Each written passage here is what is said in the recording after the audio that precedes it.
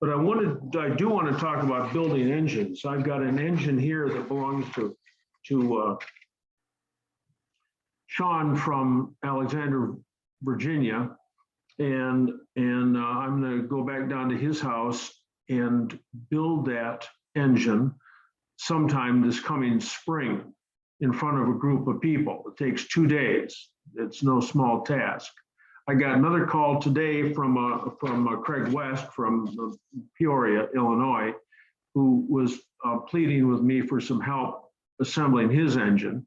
I shouldn't be assembling anything. I've got a midget that I've had for far too long that I should be assembling, but I told him that I would help him in May. And so I think we'll have an engine class. It'll be our first technical seminar here in like, what, 5 years? So I'll get some information out if you wanted to come to a 2-day technical seminar and just watch me assemble an engine. But it's kind of fun because at the end on the tabletop, we actually start it up and it runs with log. It's never failed to run. And I don't know how many of these I've done. My gosh, 30 maybe in front of a crowd, built 30 engines.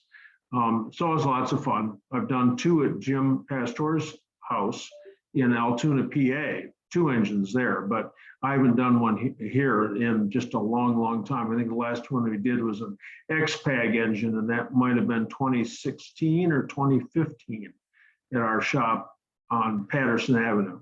So anyway, that's my introduction. Remind you again to hit that PayPal button when you have the opportunity. And I'm going to start off with Tom Weisel's question on chat about his alternator belt tension. So Tom, can you unmute? Would you unmute yourself? Yeah. Hi, John. Yep. Yeah. So anyway, I just wanted to tell you, yeah, Dick Moritz is a great asset to my area. I'm in Eastern Pennsylvania. What a wealth of knowledge. Yes, Yeah. absolutely. And I did have that bizarre problem of a plug blowing off my intake manifold while I was changing distributors. The timing was off just enough. I heard a pop noise, and the plug hit the top of my hood and then landed on the garage floor. The engine wouldn't start. Then I saw the plug on the ground. Yeah, so no vacuum, no starty. Right. It's a bang, often accompanied by a ringing sound, because it's like dropping $50 on the ground or something, or other that size, that freeze plug, 1 1/8 inches. Oh, this was a rubber plug on top of the intake manifold. Oh, all right. Maybe the size of your thumb or a little bit larger. Okay, probably. Yeah, between the carbs. Yeah. Okay. Same deal. Anyway, you are worried about the alternator belt tension. So the alternator belt, it says in the workshop manual and everything else that you read, it says tighten it up so there's 1/2 inch of deflection on the belt. Yeah. I don't get it. Yeah. Who's pushing? A 5-year-old kid or Mr. T? I mean, come on. Yeah. So the alternator belt should be so tight that you cannot turn the alternator pulley anti-clockwise, counterclockwise by hand, obviously with the engine off. So if you can grab the alternator fan and spin it counterclockwise, anti-clockwise, it's too loose. If it spins clockwise, it doesn't make any difference because the alternator will never go faster than the engine. The whole thing's spinning clockwise. So if you check it and it's the fan belt is such that it allows the belt, the fan pulley to turn clockwise, it's of no consequence. But anti-clockwise, that's what you're after, and it should not be able to slip at all. So that just yank up on it. I never use a bar, with the exception of my daughter's 1972 GT, where we had to tighten up the air conditioning pump, and I used an iron pipe to put enough pressure on that to get enough tension. Oh my gosh. But on an alternator, generally speaking, you loosen up all 4 assemblies, the two axles, front and rear at the top, and then the bolt and the nut on the adjuster strap. I usually push it all the way down so that I'm sure that it's, flexible and it's everything's moving, and then yank it up and pull it up with my left hand as tightly as I can, and then tighten up the 3/8/24 nut, that nylock nut with a 9/16 socket. I tighten that up until it's tight, and then I can let go with my left arm and then tighten up all the rest of them, and that should do it. I thought, if you put a wrench on the nut, should you be able to turn the motor over with the belt? With it plugs in? I'm not able to. A wrench on what? The alternator or on the engine? On the alternator nut, Never tried it. because you can't, I don't want to grab I don't know where you're putting that bar. Oh, you're Well, using you're a pry not. bar to make. Well, you do not use a pry bar. Right. So I'm putting a wrench on the nut to try to turn the motor over, and I'm not able to do that. Now, I thought that was contributing to my light coming on. One time when you start the car and you rev it above 1,000, and I don't see the light come on anymore, but it seems to happen once. Well, maybe it's electrical. Maybe it's the way that the regulator is working inside there too, and you have to exceed, you Yep. got to get it off, and then it stays off. Yeah, it seems to be fine once I drive the car, but it only happens once when you start it, if it's below 1,000 after it started. Yeah, well, it doesn't go out. It doesn't go out until it's over 1,000. So. Right, yeah. So it might not be any issue, but okay. Correct. So turn the nut counterclockwise. Well, And you should not be- I use my thumb. I use my thumb on the alternator fan. And if you can push the alternator fan by hand counterclockwise, it's too loose. If it'll slip, if it It slips. will slip. Correct. Gotcha. All right. Thank Okay. you. Okay, good luck. So where are you calling from, Tom? Eastern PA? Yeah, just outside Philadelphia. The city of brotherly love. No, Okay. thank you. No, thank you. Okay. No, Okay. Thanks a lot. Thanks. sure. Okay, Michael Beata, the idle on my 1622 MGA engine is normally at 1100 when it's cold. Warm normal operating temperature, 185 or even hotter, but when driving the car, after it's warmed up, occasionally the idle will drop down to 500 and stay there for a few cycles, then go back up to 1100 RPM after driving the car for a few minutes. The 500 RPMs seem to happen more in traffic, but not always.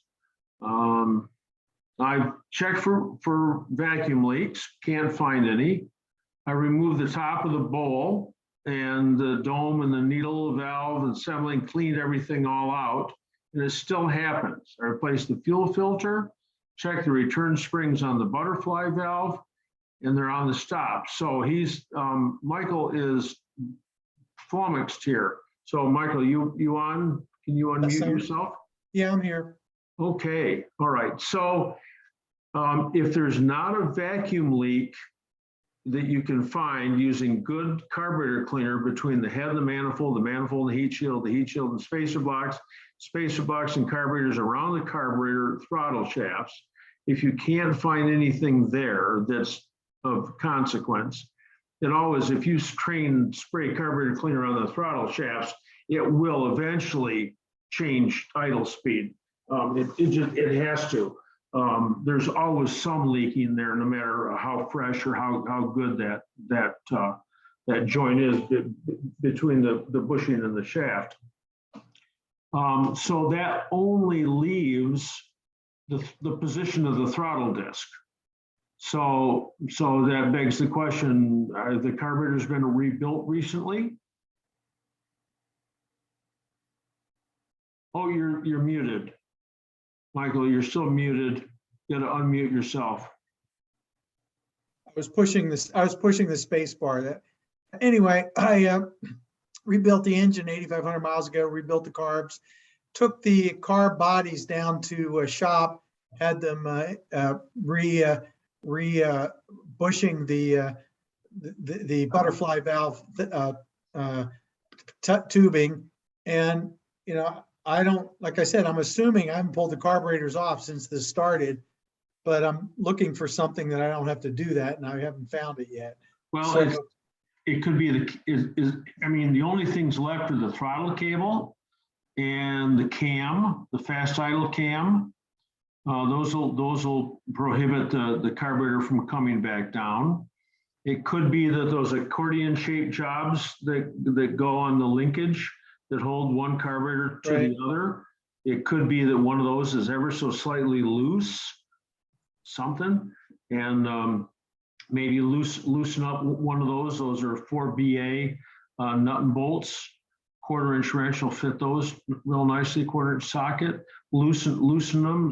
Let them snap shut by hand, and then retighten it. So, yeah, I've tried the basically on both carburetors, the butterfly valve linkage is on the stop there, you know, between the two carburetors on both carburetors. So it's sitting down on the metal plate there. So I don't think it's the linkage between the two carburetors. What about the distributor? I have a Petronix distributor. That won't do anything? I just don't think so, no. Okay. Well, so I mean, the only thing left I can think of is maybe somehow the butterfly valve is loose, but it only does it every once in a while. You would think it would do it more often if it was loose.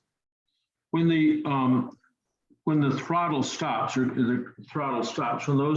when those come down, they're supposed to come down to horizontal, right? And then here's the carburetor body.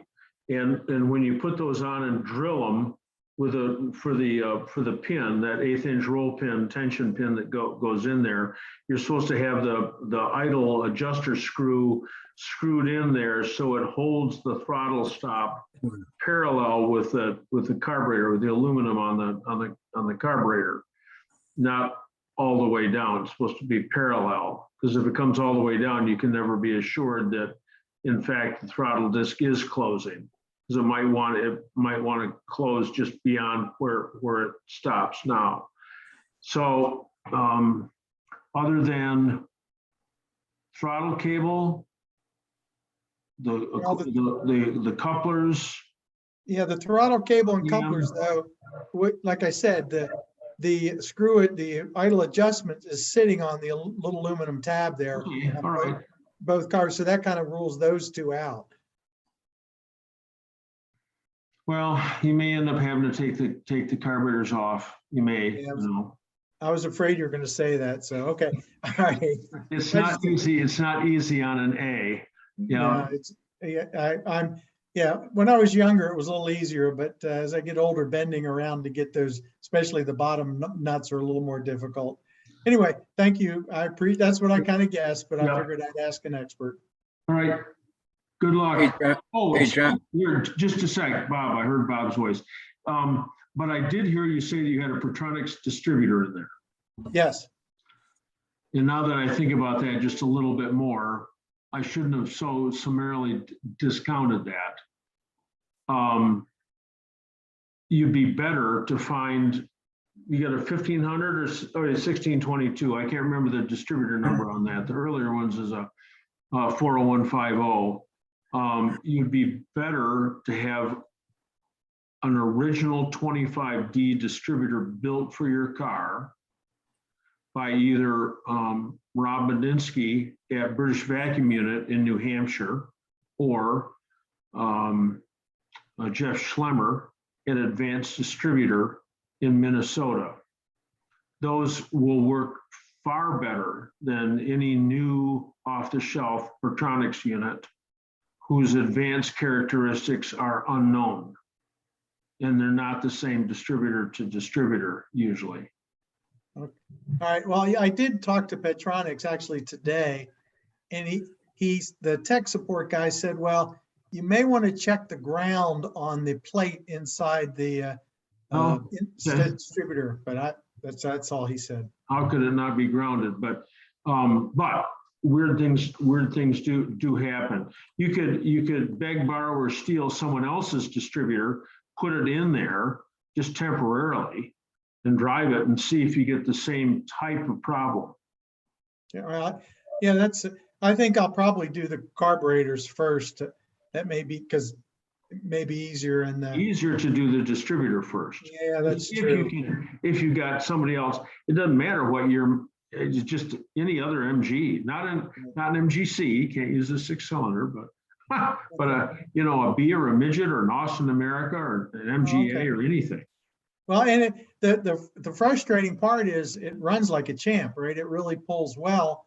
And it's only intermittently that this problem happens. And the reason I run it at that 1100 RPM idle is because when it drops down, it drops, that 600 RPM, and it's pretty consistent. Every once in a while, it'll stop at 9 or then slowly go from 9 to 7 to 5.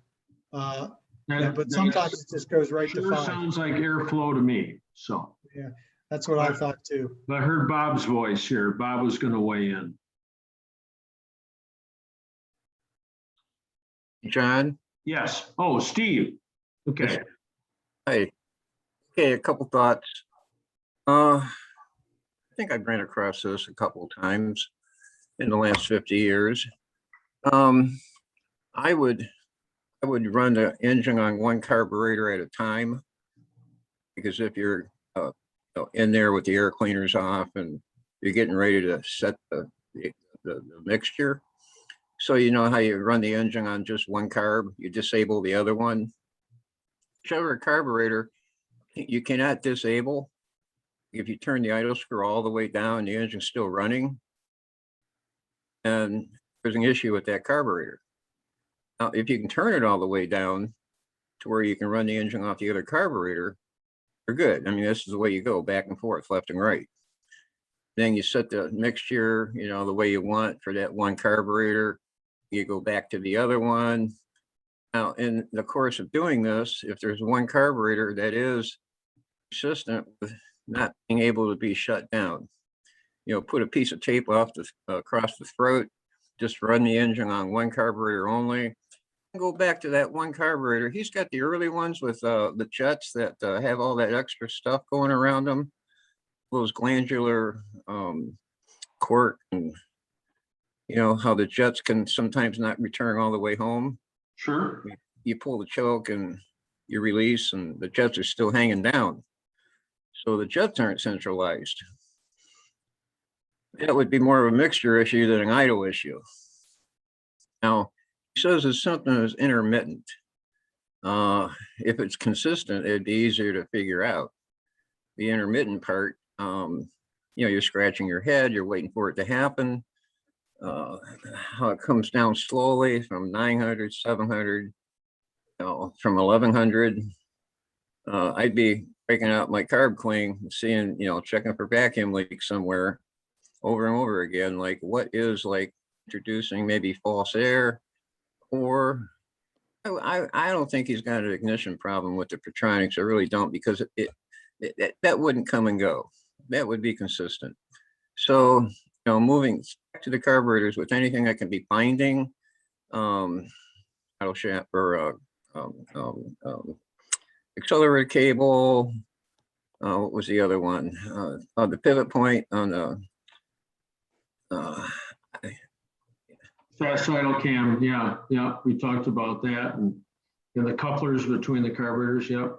When you say shut the carburetor down, if you just unscrew the idle screw, will that shut the butterfly and shut that carburetor down? No, you have to undo the pinch clamp in between the linkages. Of course. So then, if I undo that pinch clamp and then do one after the other, in theory, that one and I shut them both down, the the engine should shut off, correct then? Absolutely. I would have my Unisync with me, and I would increase the idle on the rear carb to run the engine on the rear carb only. And then with my Unisync, I can confirm there's no air being sucked in the front carb. I turn the throttle all the way down. Okay. You can put the heel of your hand there too. And see Yeah. if it changes the engine RPM or you feel the suction, so. So then, if the front carb is not making the engine run, I would say then the jet and the idle screw and the butterfly, the throttle plate, everything is in good order. And so that one wants to go all the way to 0. And then I would just go ahead and run the engine on the front carb, disable the rear carb, and check the same thing and get definitive on if it's one carb or the other. From there, let's say both of them check out and they're both good. They both come back home. It's gotta be the way that you had. Okay, then I would set my idle. I would set my mixture. I would set the idle, synchronize both carbs, and then hook up that pinch clamp. Hook up the pinch clamp, and then there set my final idle with the idle screw. Or no, wait a minute, I take that back. Set the idle screw on each carburetor as you're dialing it in. Then hook up the pinch clamp last. Then make sure you got a little bit of free play in that bell crank that operates off the cable. Because if you have that adjusted too tight, you got to have a little bit of air space in there for it to kind of rock back and forth. And then where you can grab a hold of that linkage and actually wiggle it up and down before the throttle cable would move or before the linkage would move. Yeah, I checked all that, the linkage and the, to make sure they're bad. So I like the idea of shutting one carburetor down. I didn't even think of that. Didn't know you even could do that. So Yeah. I like that idea. That gives me at least in fact, I probably don't even need to take the air cleaners off to at least get an idea if it's working properly or not. So, what octane fuel are you running? High test, 94, whatever octane. Okay, good. The Pertronix, between high octane and the Pertronix, you can set your advance higher. As long as you don't get any pinging, you can get all the advance that you want there for your power. And so more advanced, the higher you're going to idle. So then you need to turn your idle back down once you advance your timing. Right. Like if you're at 15, you go up to like 20, 21, you're going to idle faster. Yeah, this is where the sweet spot is for your ignition timing. So then you go back and readjust your carbs. Okay, thank you. You bet. Okay, all right, we're gonna pass. Thanks, Steve, for your comments there. And Mike, you got a bunch of stuff you can check out there. Let me know what it comes up with. I saw my money on the throttle discs. Pat G to everybody here. Any experience with the new dry seal jet assemblies? What's a dry seal? I don't even know what that is. Pat, can you unmute yourself and talk? Yeah, John, that's a new thing that Berlin Fuel Systems has come up with for the early SUs. It's in the Moss catalog, but they're expensive. I'm just too leery to pull the trigger and buy them. They used to, for a while, they were supplying O-rings That didn't work. that, like number 10 O-rings. I mean, slick, as long as you didn't have to pull the choke on. Yeah. Once you pull the choke on, you couldn't get the choke levers to go back up. I'm just taking a look in my Monster Moss catalog here, and I don't see them in the normal section. Maybe they're out in the front, in the performance section. I don't, is Kelvin, are you on? Do you know anything about these? No, I don't hear from Kelvin. So anyway, I don't know about him. I'd wait for a while to see what the general, is there any chatter about that on MG Experience? I haven't found any, John. Okay. Well, Okay. we'll wait and see. Oh, okay. All right. Where are you, Pat? Where are you calling from? San Diego. Oh, yeah. Okay. You guys get that earthquake down the one? I didn't feel it. Okay. That's a long way away. It is. Yeah. Okay. Okie doke. Sorry, I missed it. I like them. Okie doke. Ted Maddox. Thanks. Hi, John and everyone. Question regarding popping and mild backfiring when shifting. As per your recommendation, remove the smog pump belt. No more popping. What would cause the popping? Thanks and Merry Christmas. So Ted, are you on? I'm here, John, and everybody. Okay, all right. So the reason it pops is because when you let off on the throttle, even slightly, you get a real, you get so little air fuel that's going into the engine that it cannot combust. So you're pushing raw air fuel down the tailpipe. The air pump pushes fresh air and combusts that air fuel, that hot air fuel, with the addition of that extra air, so that what comes out the tailpipe is more completely combusted than what would normally come out of the tailpipe. The result is often that you get that pa-pa, pa-pa, pa-pa, pa-pa. You also can get that if you get a loose exhaust system, because when you're on deceleration like that, you're going 60 miles an hour and you take your foot off the gas. There's a draft induced in the exhaust system that if you get a leak, it'll suck fresh air into the exhaust, and that will ignite the air fuel that's hot, that's coming out of the engine that hasn't been burned. So anyway, my Well, it's suggestion, of not- course, is keep that air pump off. Just don't even put it back Yeah. on. I have no problem with that. I just want to keep it original, I've Okay. had this car since it was new, and I don't recall it doing this when it was newer. Have you that means- recently changed the hose from the air pump to the gulp valve? Gulp Yes, all valve. that's new. New gulp valve, pumps rebuilt, new check valve, all new hoses. There is a restrictor that looks like Yeah. a bullet. Yeah, In that big tube that goes from the air pump to the gulp valve. If Right. that's not in there, you're pushing too much air into the gulp valve, and that'll exacerbate the condition that you're describing. right. I think it's in there, but I'd have to check. It could be loose too. I don't, it wasn't in there very tight when I checked.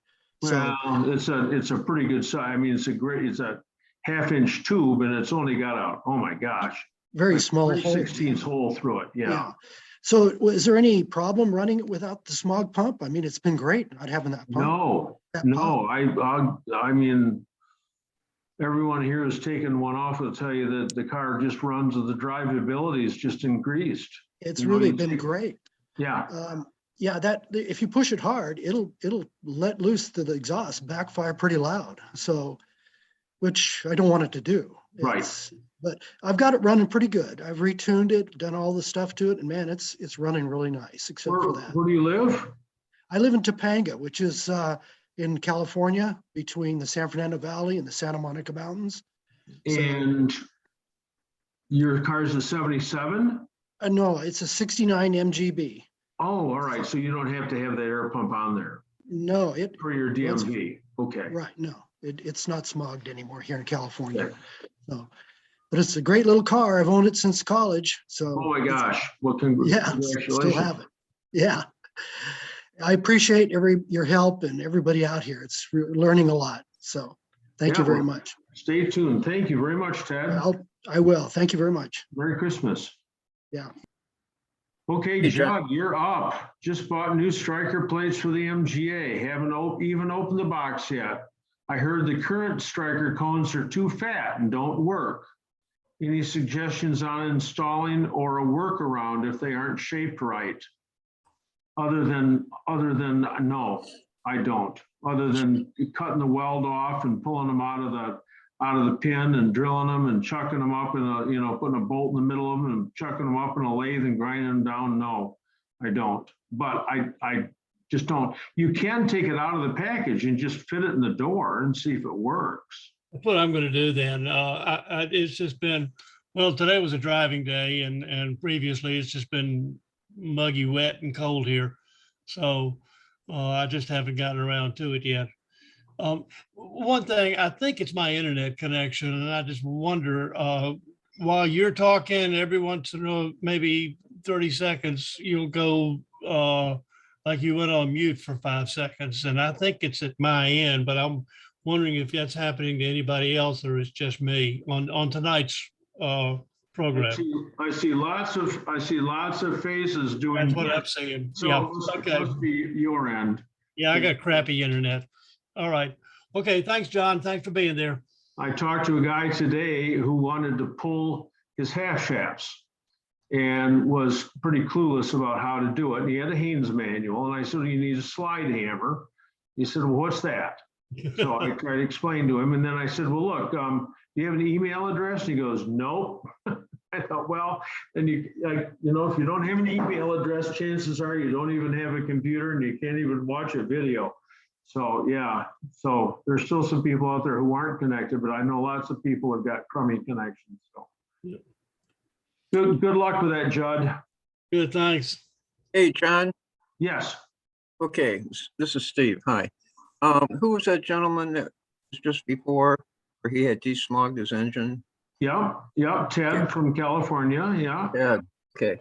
Got a comment on that. Yeah, thank you.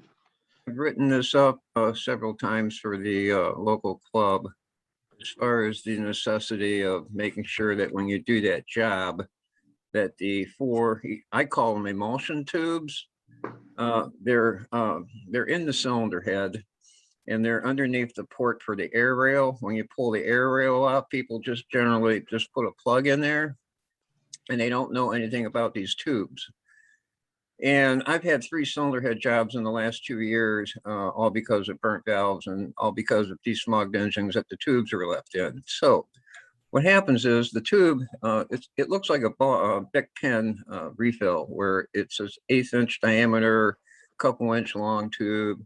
It's pressed into the cast iron head. It's got a flare on the top end that holds it in there to keep it from falling all the way through. The plug or the air rail that is screwed into it has a male bevel on it, and the tube has like a female divvy bevel in it. So that's how that creates that seal when you torque the air rail on. But when you torque a plug in, that tube is still in there. What happens is there's about 1/8 of an inch of it or so that sticks itself out underneath in the combustion chamber. It's not in the chamber. It's behind the exhaust valve. It sticks down where all the exhaust gases are flowing right past it. Now, when air is going through the tube from the air pump, no problem. But when there's no air going through that tube, the part of that tube that is exposed to the exhaust gases, it heats up. It turns cherry red, just like Chernobyl. And it takes mileage and time for this to happen. But after a while, there's a hot spot right there on the backside of that one exhaust valve, or all 4 exhaust valves if they're all 4 in there. But usually one valve will burn and cause like loss of compression first. And it takes tens of thousands of miles for this to occur. And the tubes are easy to extract, like right when they're fresh and you desmog. But like 30,000 miles later, with carbon built up on the bottom of that tube, you're fighting with them tooth and nail.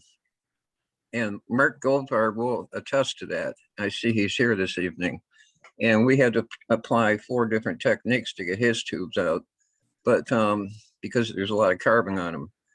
And as we speak, I think he's rebuilding his cylinder head now. But anyway, I'm just saying, you might want to look in there, pull one of those plugs. And if you're not sure if you had pulled these tubes out when it was desmogged, then you want to get them out. And I take an ice pick and taper it on the bench grinder, and I get a nice tight interference fit where I can hammer it in there. And I just wiggle it back and forth, a little bit of WD-40, PB Blaster, wiggle it back and forth till it starts to move, and I can jerk it out. Mhm. Other times you have to get the right screw to screw in there and jerk it out with a little slide hammer. And then I think Mark came up with an idea too that I forget already, but it worked out pretty good. And anyway, I just wanted to share that with you to let you know the necessity about getting those tubes out of the cylinder head. Okay, Yeah. well, I'll probably rebuild the upper end on this eventually. It's all original inside, but I'll do that if it comes down to it. Seems to backfire out of only one cylinder, number 2, but I'm not real sure. How were you, So, how were you able to discern that it was cylinder number 2? well, yeah, I'm not a scientist on that. It just sounds like it is, but I put your ear down there, it sounds like it's coming out of there. So, but I'm not sure. Are you running electronic or points?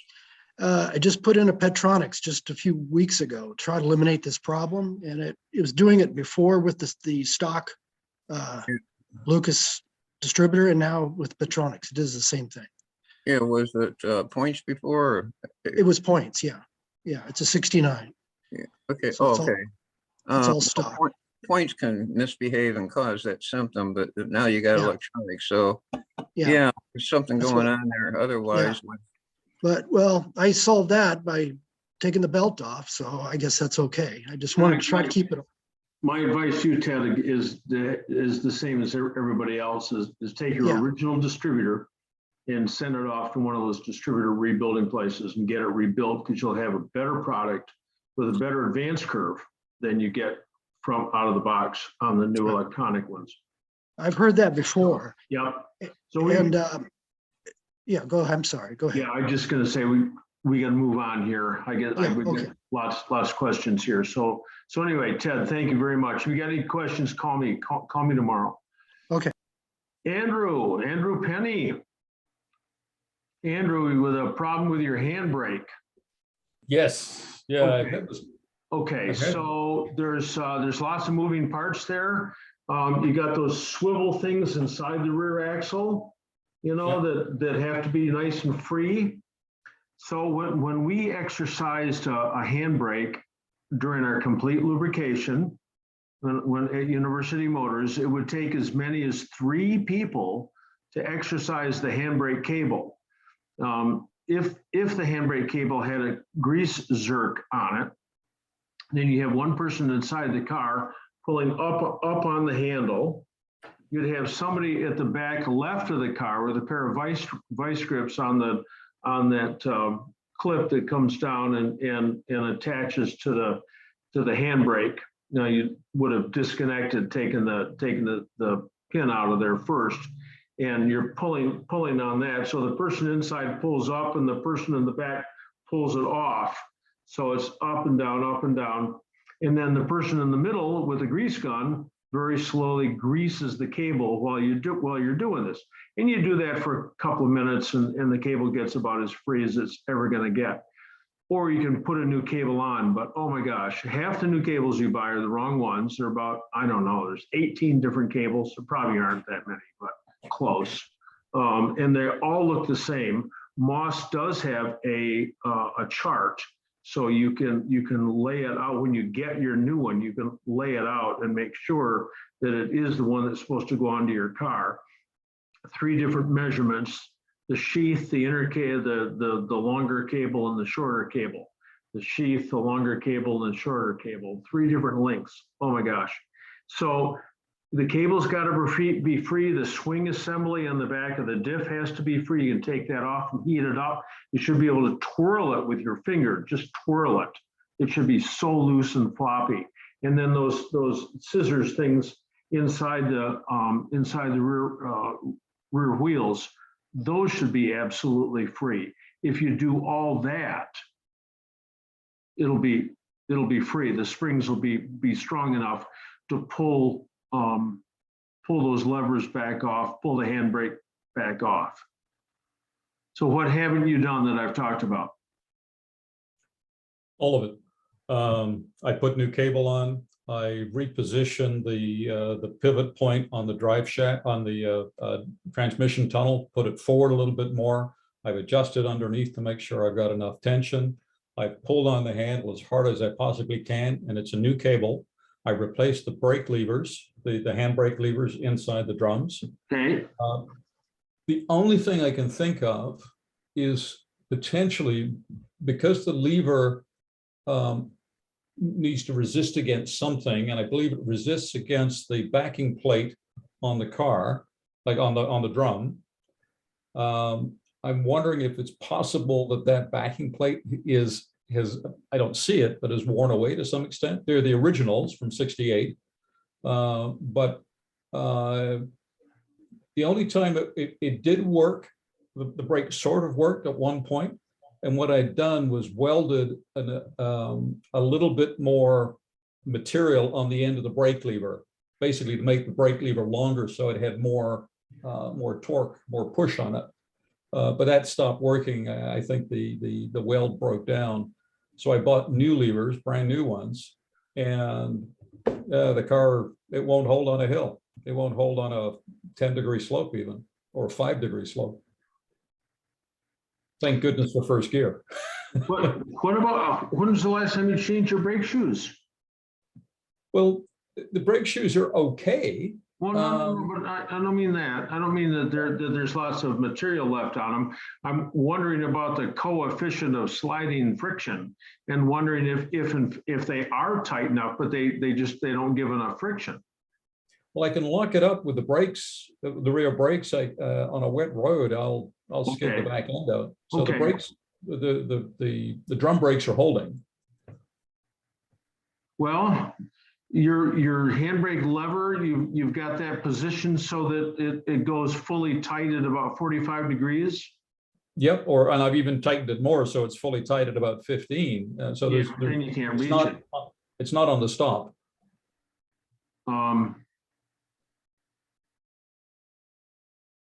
I even checked to make sure I hadn't reversed the backing plate or put because the levers are Yeah. handed. I've got that right. So with the ass end of the car up in the air, you pull it on one click and go back and feel both the rear wheels. Put it on the second click and feel them. Third click, feel them. Fourth click, feel them. One side will start to drag a little more than the other, but that equalizer on the differential is supposed to make that the same. Anyway, That's free. go step by step like that and see if one side doesn't get as tight as the other, and then you can focus on that side. I'm just talking out loud here, trying to come up with ideas. I mean, obviously it's not a handbrake. It will not stop the car in an emergency. No. But it is a handbrake, so that when that thing is on and you try to drive away, you shouldn't be able to, I mean, burn the clutch up, try to get the thing moving. So Well, I can drive with it on full. Hey, John, the equalizer on the differential can seize up. It won't yeah, pivot. but Andrew said listen to this, Steve. Andrew said he's got that sorted out. Okay. It And spins. the levers are free. Yeah. So The only thing I can think of is, I mean, it's a lever, right? So you pull on one side of it, but it has to pin itself against the backing plate somehow, right? That's how you get the leverage action. So if the holes in the backing plate are enlarged, I'm just wondering if anybody's heard of that before I go out and buy a new backing plate. The one cable abuts, and so that each cable is pulling with the same tension, and that lever assembly in the back is designed so that it abuts against each shoe equally. Yeah, I'm talking about the lever inside the drum, not the one on the diff. Yeah, but that just flops around. That doesn't touch anything Okay, except the shoes. so maybe the shoes are well, I mean, I've Not driven a car undersized. with no brakes and the handbrake still works. They're not undersized. I mean, Change the cable though, you said, right? everything else, if everything else is okay, Ben Andrews suggested the cable is stretching, but I mean, he replaced it. Did he get the right one against No, that it's- chart? You no, got it he right there. didn't get the right cable because he had to move the pivot point. But that was my comment about the cables are always the wrong. You always get the wrong one. And you can't really check it. You can't really see it because you have to have the brake drum on for it to work. So Yeah. you can't see where the action is. I guess I could hide a tiny camera and a light in there, but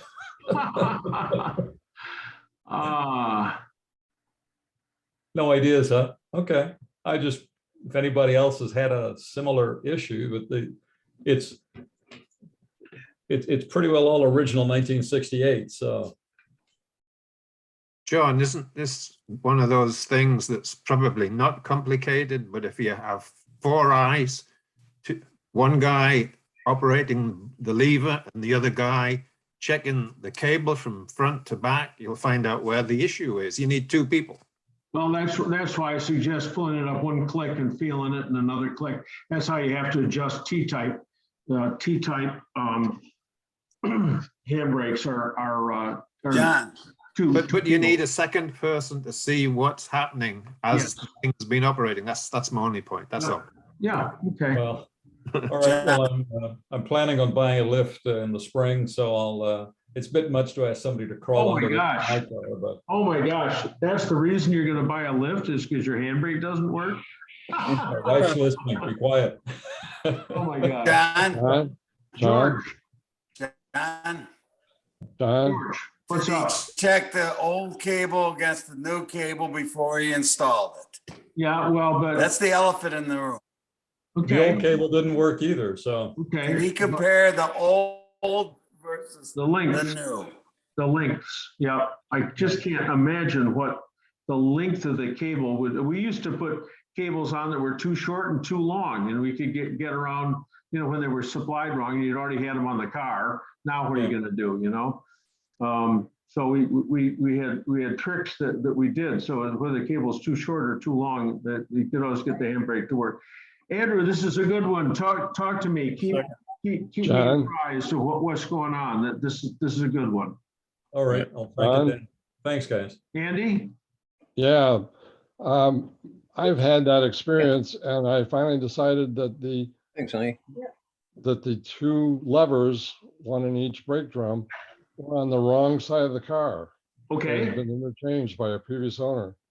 okay, And So did it's, you, if you look at did the you have- drawings in most of the, like the Moss drawing, they are not correct. correct. You are right. You can't go by the drawings. You have to you make sure that you have each lever on the right side, on the correct side of the car. so did you have the experience that it sort of held maybe 5% braking power, and then when you switched it, Absolutely. it worked properly? Absolutely, very, very frustrating. Just the rear So- brakes, try Okay. everything, put a new cable in. And then I took a long look with the help of an MG mechanic. And we decided that number one, the levers have to be in good shape. They can't be elongated or worn away at where they pivot. But the levers were on the wrong side of the car, put on the right side of the car, worked fine. And will they actually fit on the wrong side of the car? Oh, absolutely. And the Okay. drawings show them on the wrong side of the car.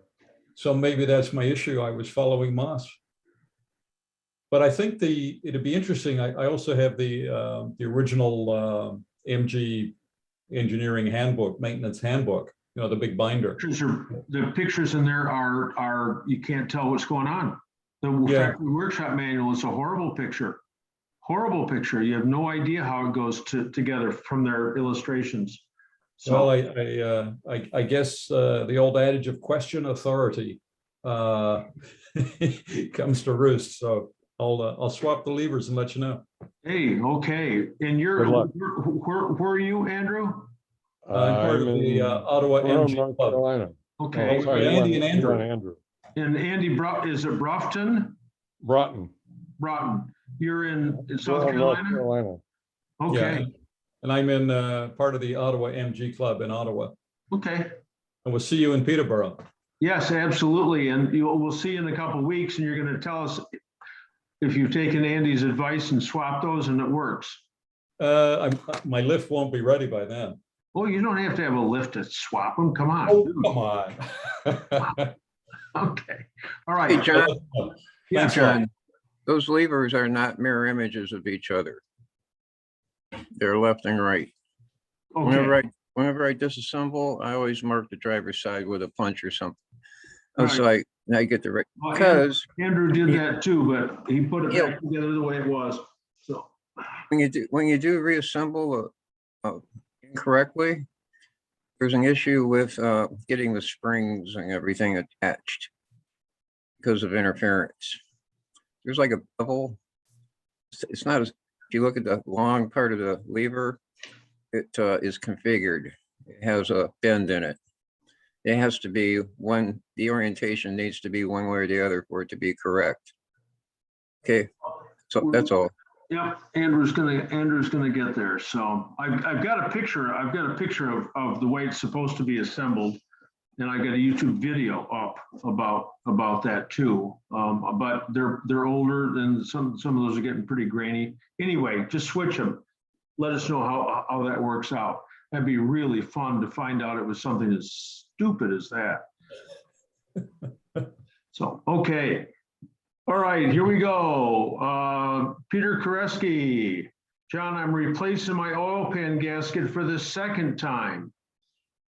Is your procedure sealant at both ends or just one end? I'm not sure what you're asking me, Peter. Okay, I'm replacing the gasket in there. And do I put the sealant on just the end of the pan and then just like you were saying before, just put a little bit of oil and put it up there? Or do I put the sealant on the pan end and the top of the gasket and then put Okay, what I do is I put the sealant between the gasket and the pan, and I put grease between the gasket and the block, so that when you have to take it off for the second time, it just drops away.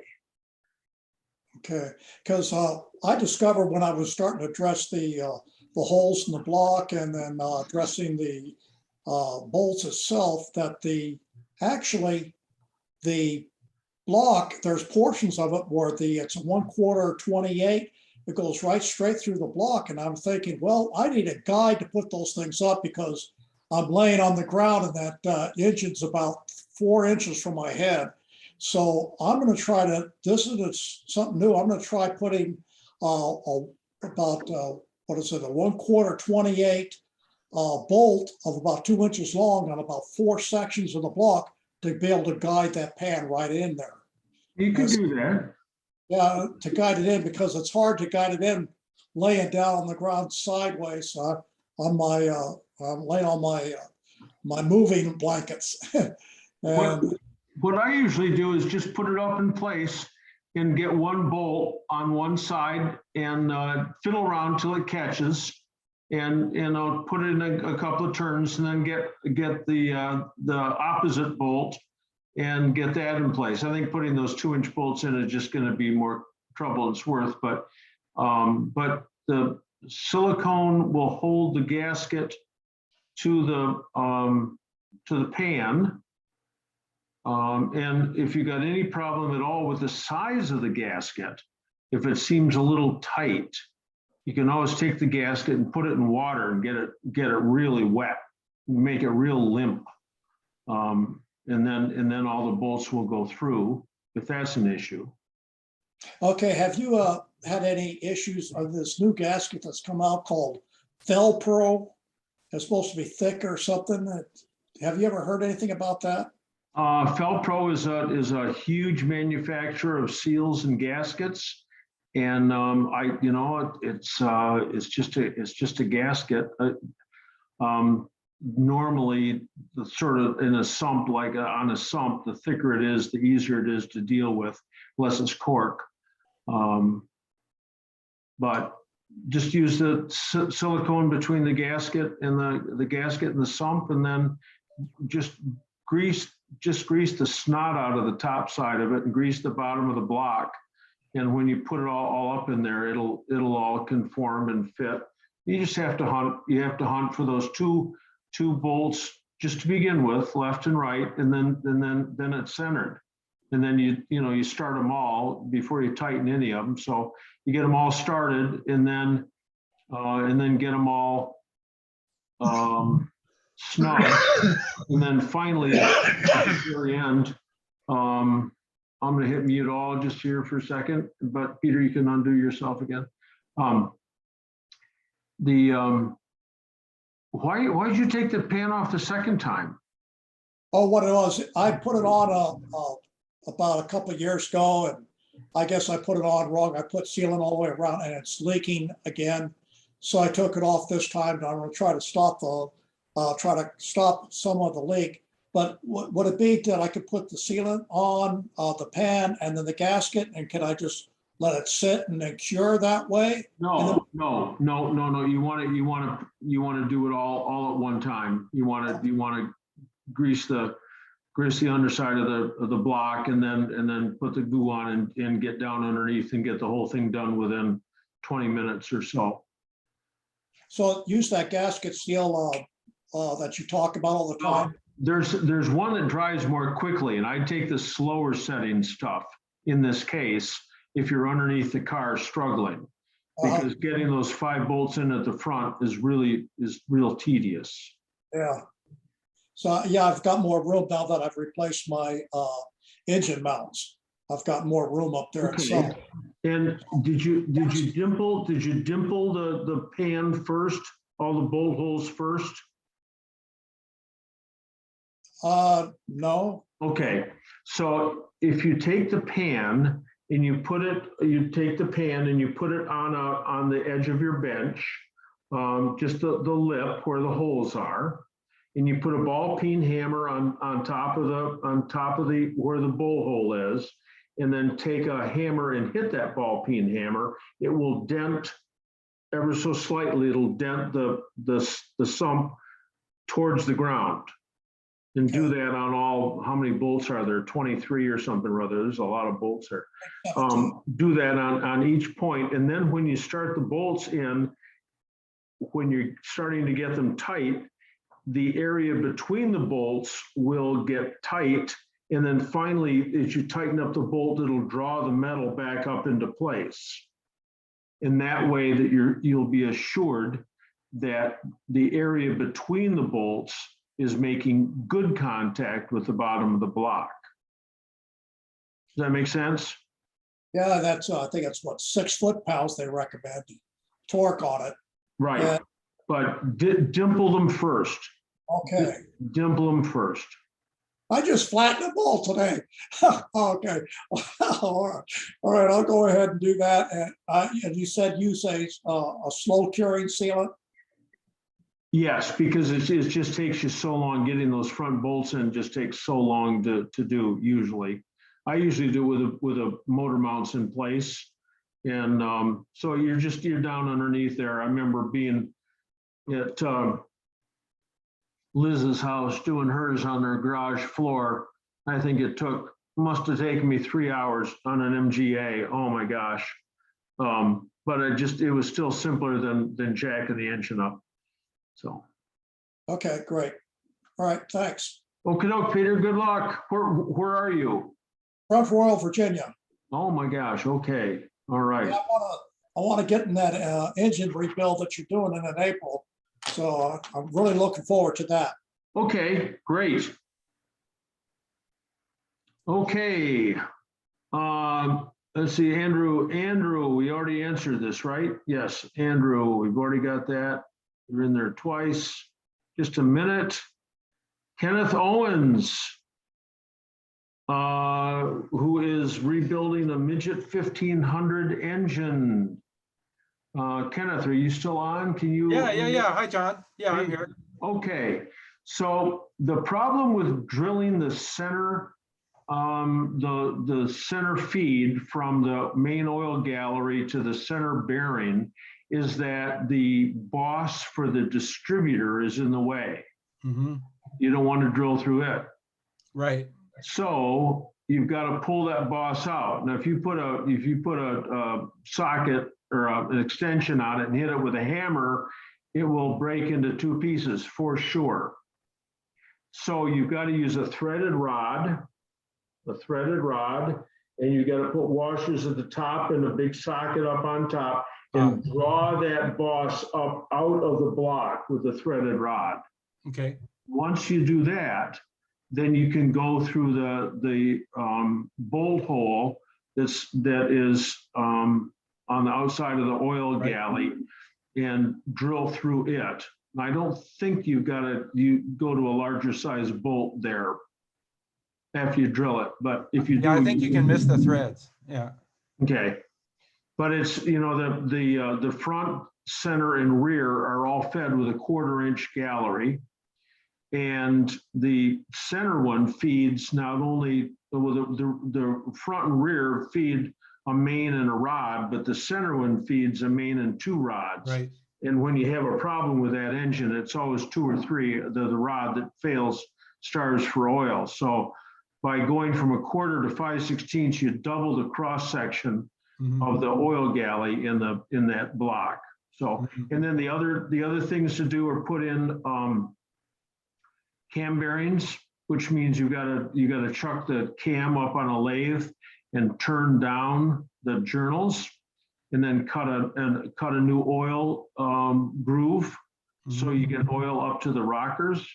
And the other thing that I would suggest you do is get the bottom end of the engine align board, and then open up the rear cap,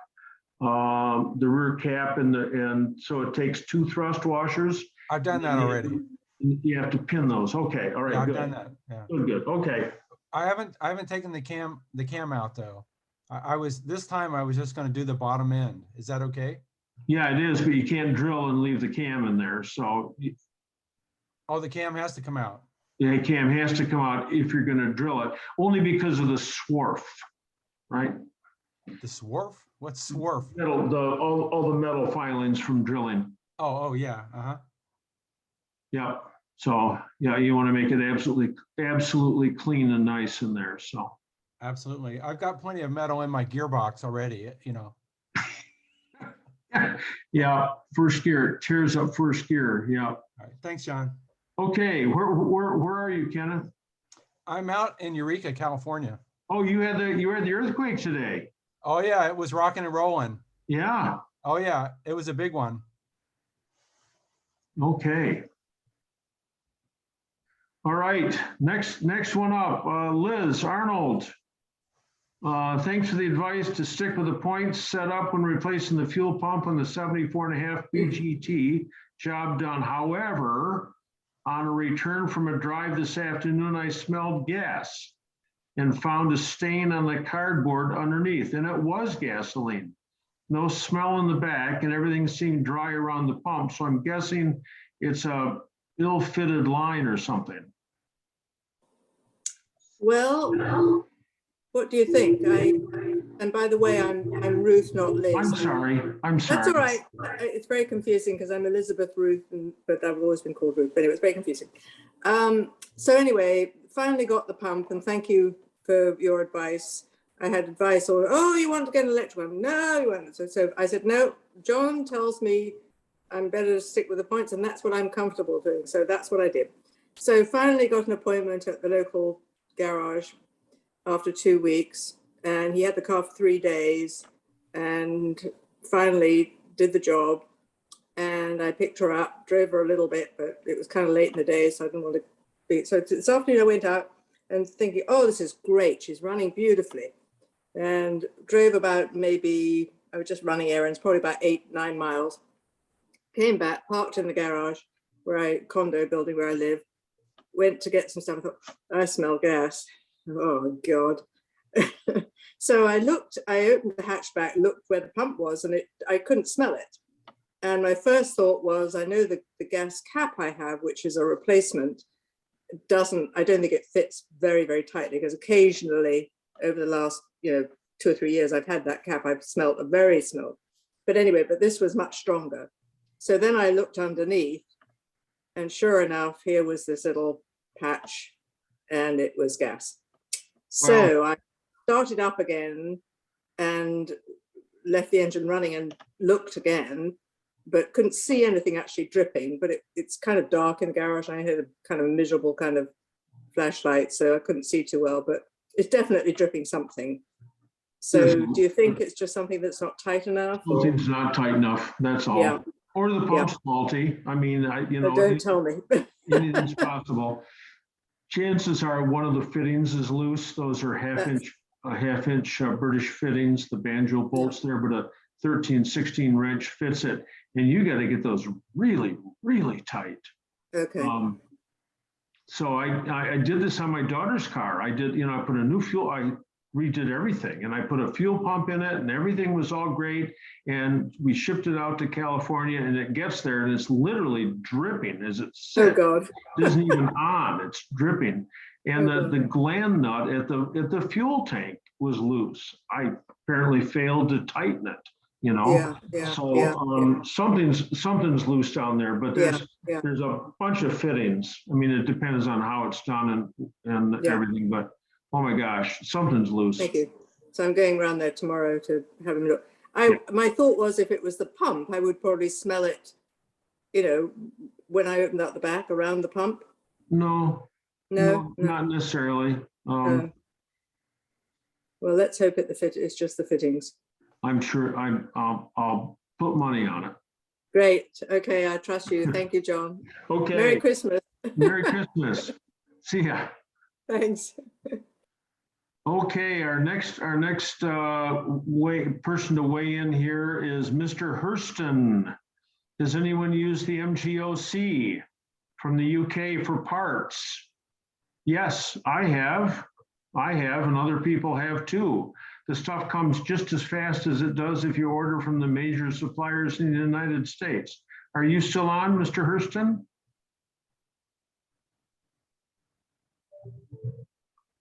Maybe Mr. Hurston is or isn't, but anyway, yes, MGOC spares in Svavsey or Svavsey, depending on the way you pronounce it, which is in Cambridgeshire. It's about 1 mile south of Over and 2 miles maybe south of Over and maybe 4 miles north of Cambridge. Great place. They have a phenomenal amount of parts in stock, and they get it, they're just instant. They ship the stuff out, it comes right away. So I don't know about the price, comparing the prices, but I think you'll be pleased. It's worked out. And Alan Thompson is weighed in underneath, right underneath your comment there, and said that he's had excellent success with him, and they even give advice.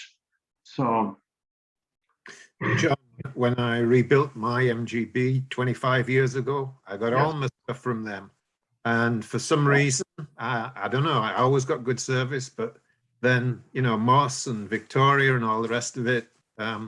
But yeah, when I used them, it was good, but they just seem to disappear off my horizon, and I don't know why, but no bad things to say about them. just seems like a long way to order parts from, but they come just as quickly as they come from, I don't know, if you're in the middle of the United States, sometimes the stuff will come just as quickly as you get it from Moss. And there's also another place in England besides MGOC that's massive. Well, there's Moss, Moss England, and you think, well, aren't they the same as Moss US? No, they're not. They're connected, of course, business-wise, but they don't all offer the same parts. And then there's also Brown and Gammons in Baldock, Herefordshire. And Brown and Gammons, you can look them up, Brown & Gammons. So there's a couple of spots in the UK, including I think they're still operating the MG Beehive. They're there, but MGOC and Brown and Gammons and Moss are some of the big players. Although NTG, November Tango Golf, NTG in Ipswich also offers a lot of stuff. They were just T-type people, but now they're fully magnets and A's, and as things go on, they're getting more into B stuff. So there's no prohibition to ordering. They'll take your charge card, they'll talk to you, stuff will go out the same day. It's a lot different than it was 50 years ago. When you used to try to order stuff from England, let me tell you, so. Okay. I think just to finish on that, John, Yes. When you order stuff from Britain these days, it comes via DHL, and DHL are really good, good organization, and whether it's Rimmer, whether it's MGOC or MOS or whatever, it comes quickly, inevitably. And that's what has changed dramatically. That's all. I forgot about River. I use DHL for clothes from the UK. They're great. But there's no problem with customs or anything like that with these parts. I haven't ordered any in so long that I don't remember, but it used to be you got to look, the mailman had to walk into your house and he had a little green tag and you had to pay him 86 cents or $1.25 or something or others for some kind of duty. But I don't know if that's, I mean, now that's all changed again, so. It was great when I worked at the embassy, because at the embassy I could get all these things sent and there was no problem. But yeah, I bought parts this year from Rimmer Brothers, and they're at my doorstep within 3 days. Wow. As a friend of mine said, there's no stops in the middle of the Atlantic. They come straight across.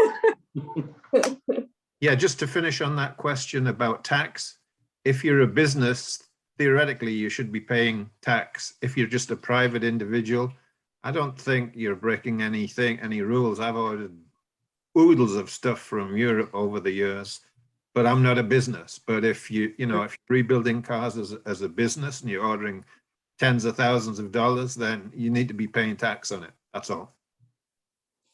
I can comment on this, but from ordering from NTG, and they a couple months ago switched their shipping, and they now use DHL. And I never used to pay any kind of an import tax here in the States. I'm in the state of Ohio. And now with DHL, when it comes, you have to pay like $45 to get the box out of Hawk before they'll actually deliver it to you. So that's just a comment for people in the States.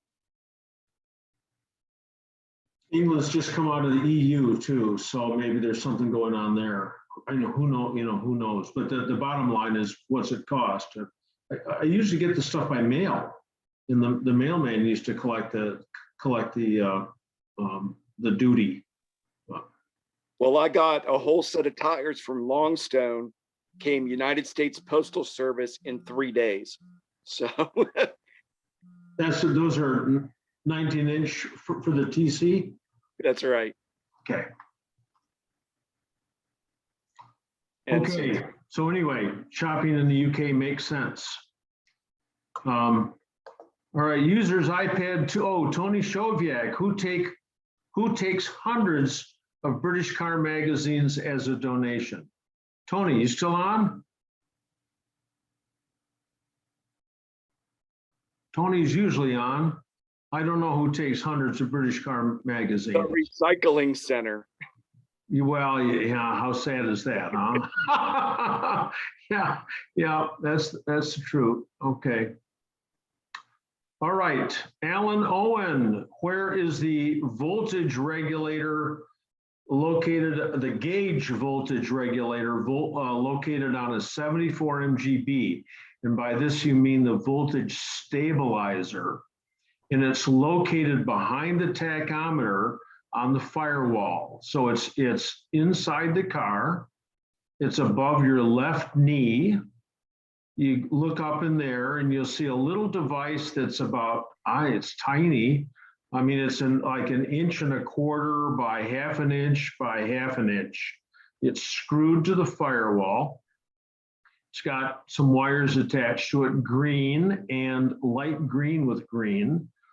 And that is the voltage regulator that stabilizes the voltage stabilizer that stabilizes the voltage at 10 volts. And if your fuel gauge and temp gauge have both failed in the same way, if they just failed, it's most often the sending units. But if they're reading grossly high or grossly low, and they're both reading like that, then the stabilizer isn't doing what it's supposed to. The original stabilizer was a bimetal strip, and it would give you full car voltage and then stop and for a period of time, and then give you full voltage again and then stop. And if you put a test light on it and watched it, it would look like a really erratic, slow turn signal.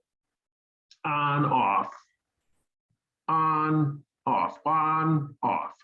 It was erratic and it was, it would click on and off. So that if you looked at the average voltage over a minute, because you got 14 volts or no volts, it would average out at 10 volts. The new stabilizers have got Zener diodes in them, and they just pass through 10 volts. There's no winking involved at all. So anyway, and they're awful to change because you can't. It's got a Phillips screw. It sounds easy schmeezy, but to get that old Phillips screw loose in the firewall, if the tack is out, hey, just put a screwdriver through a real long screwdriver through there, easy schmeezy. But otherwise, oh my gosh, it's hard to get enough pressure on that screw to break it loose. Oh, here Alan Thompson suggests, Tony, Alan Thompson suggests donating the British car magazines to the old folks' homes, the doctor's waiting room, all those kinds of places. So You can also tell Tony to have Janet stay home on the way to Peterborough and take the magazines up there. You can tell him that, John. Magazines across the border into Canada, you got to be kidding. It's like the big sign says Ontario, yours to discover, and it's like, no, it's the tax man is there saying ours to discover what's in your car and tax you thoroughly for it. I'll slip a couple naughty magazines in the pack when he's not looking. Okay. Hey, John. Hey, John, it's John. George. George. Before COVID, I was donating all my grassroots motorsports magazines and my British magazines to the public library. They were taking them and reselling them. And it was benefiting the library, friends of the library. Okay. Hey, John. Yes. John, a question about the stabilizer. Yes, Tom. Yeah, can't you just leave the old stabilizer where it is and mount and pull the two wires off and just mount the replacement nearby? You do. If it's an original one, it's got to be mounted horizontally. You've got to get a screw into the firewall. That's dicey. I mean, how are you going to get a self-tapper screw? You can't get a drill in there. So, well, the Zener, you could mount it someplace else. Absolutely, you could. And the Zener would not have to be vertical or horizontal. It would be position independent. So correct, but it does have to be grounded. So chassis ground. Okay. Does have to, the case has to be grounded. Yeah, I had when I was the MGB meet in Grapevine, Texas in, give me a date, 2002 maybe. Anyway, I was doing my rolling tech, and here's a guy from New York State who's driven all the way down to Grapevine, Texas, and tells me that his car's been overheating for a year and a half. Well, right away, it's like, well, maybe the gauge is rating high, but it's not overheating. You're in Texas. I mean, come on, in the summer, you're not overheating if you're able to drive. And so I opened up the bonnet, and it looked, he must have worked at some HVAC place or something. He had all kinds of wind and air baffles, and oh my gosh, it was incredible what he had underneath the bonnet. And I look at this thing, and the first thing I do is say, well, how do you know it's overheating? He says, well, the temp gauge reads high. And I said, well, ever thought that maybe the temp gauge isn't reading accurately? And I can see him go, oh my gosh, I'd never considered that. You know, he'd done all this other stuff. And so I went underneath the dash, found a voltage stabilizer, which was taped to there's a square how could it be a square tube that goes underneath the dash from left to right for strength and stability. And so his replacement stabilizer was taped to that. So he's getting full battery voltage. So no wonder the thing was reading high. And I just pulled the wires off the brand new one, put them on the old one, and it sat at normal. and later on, his wife came up to me and she said, "Oh," she said, "I should just kiss you. He's been obsessed with this for a year and a half." Anyway, sorry, that's my off-topic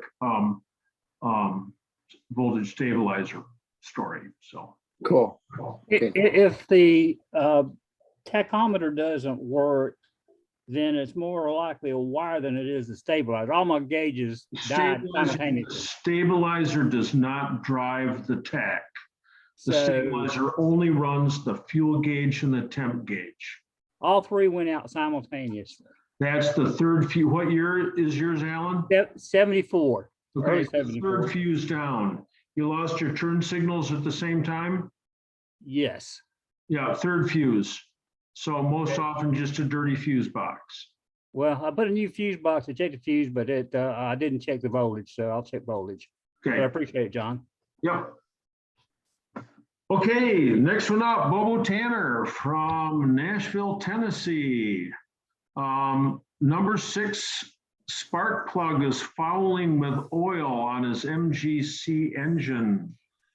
So what do you think, John? Is this coming from the valves or the rings? What's Well, the, it's always the rings. It's just always the rings. But since you always do the least invasive, simplest, cheapest thing first, you would replace the umbrella oil seals on the inlet valves, and you can do that in situ.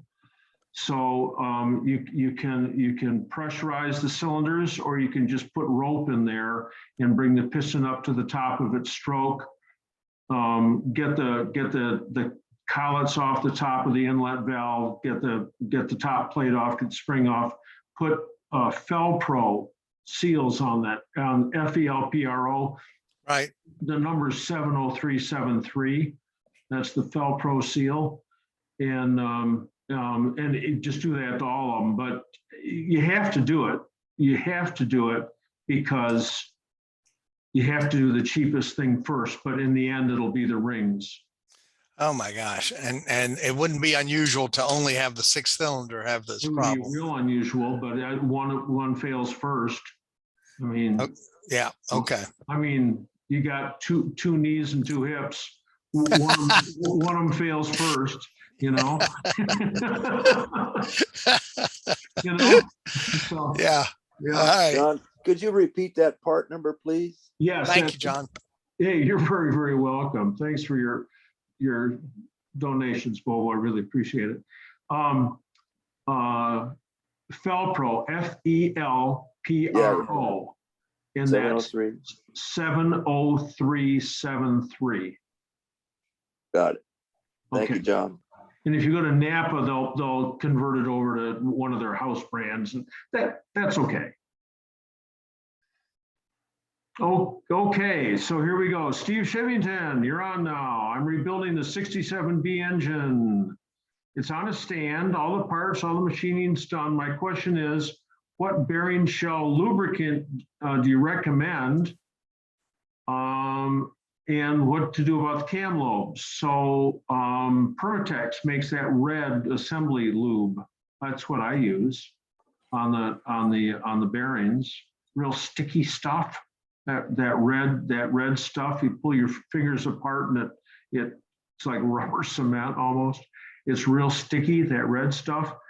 And the cam lobes, the cams used to come with, does Dave Anton still do that? You get that little tiny, like makeup size, little tiny plastic tub with a little brush, and you're supposed to brush the sort of really thick ZDDP, the zinc stuff on the cam lobes. But I always use that Permatex. I'm sure it's Permatex. It's red assembly lube, and super duper heavy duty high zinc for run-in. Okay, yeah, okay, I'm listening. What I have on hand here is a packet of assembly lubricant from ARP. They make the studs. Yeah. It's a Moly lubricant. Then, have you heard of Driven Racing Oil? I have heard of it. I have heard of it. Yeah, the machine shop that did my machining gave me this. And it's Driven Racing Oil Engine Assembly Grease. Critical break-in protection for all internal components. Recommended for leading parts manufacturers. Unique extreme pressure lube dissolves in oil without clogging passageways or plugging filters. Applied to cams, in lifters for break-in protection. And it can also be used on rocker shaft, push rods, grist pins, and distributor gears. This would be good for maybe all of that, but then I need to know like probably like what to do for the bearings. Yeah, just that red stuff that's Permatech sells.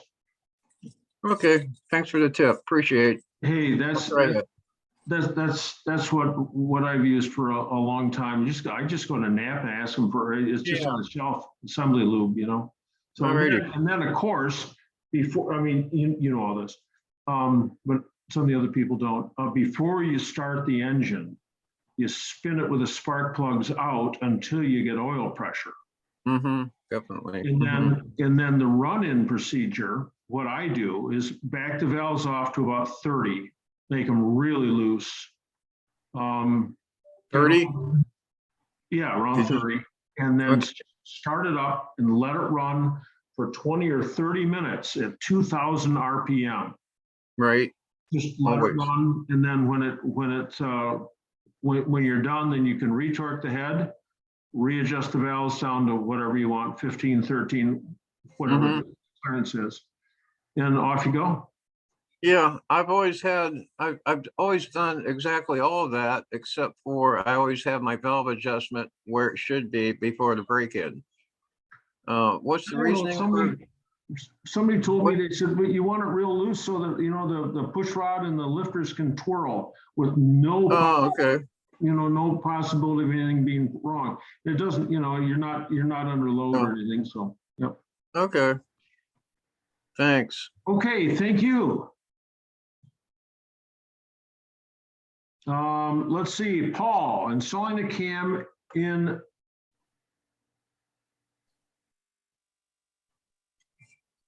Amigo. It's an MGA 1500, sorry. No. Yeah, I'm going, wait, what's an Amigo? I thought that was a wheelchair for that was a typographical error right away. Okay, all right. Okay, so it's on a cam in an MGA 1500. Everybody tells me the book is wrong. What's right? Okay, so the book is correct. You put the dots towards each other, okay? But when you do that, it's firing on number 4. Okay. That's all. All right. That's it? That's it. Okay. So if you put the distributor drive gear in at that time without turning the engine, you know, you put it in there with the dots next to each other, you put the large half of the distributor drive gear in at the bottom, not at the top. Okay, got it. That's all. All right. Thank you. Okay, Ben Andrews, you didn't talk about zapping your grandkids to scare them from electric cars. I was going to put one in today on my constant contact. It said who sent that to me? Somebody, how to jumpstart a millennial. And of course it's a gal with a nose ring and they're holding the 9-volt battery right up close to the nose ring, you know, to the little barbell ends of the nose ring. Yeah, so that was my last YouTube video. I got my kids, my 6 grandkids, all to hold hands. Actually, there's a better one with the 3 boys all holding hands. One of them's too young.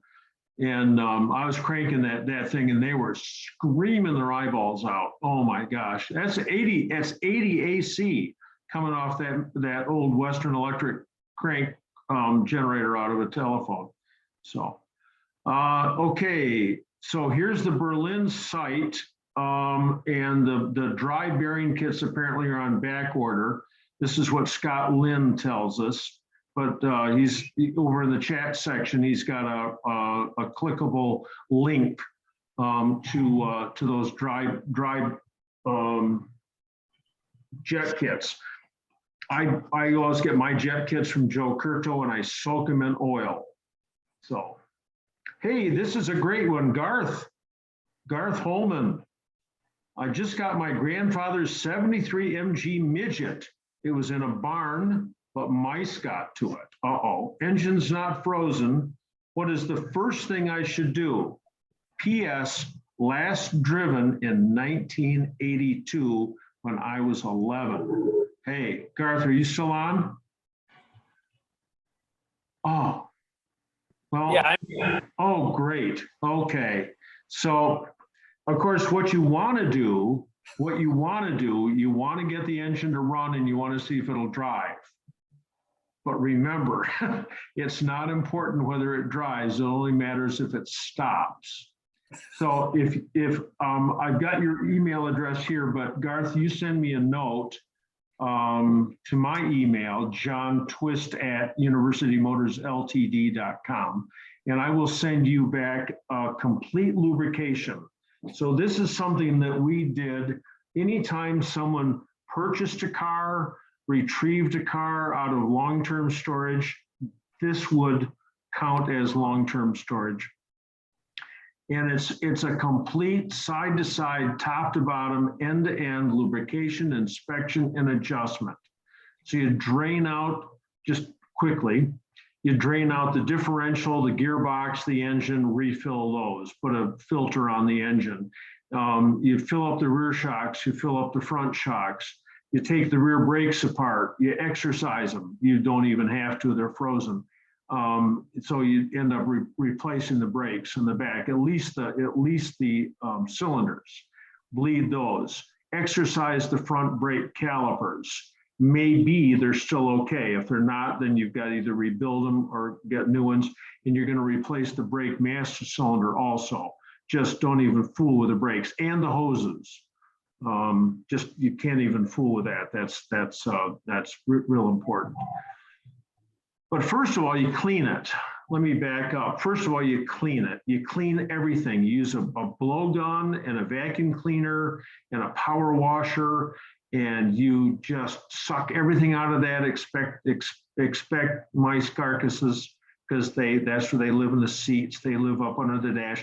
They love the heater box. Oh my gosh, you'll find that all filled with insulation and dog food and stuff.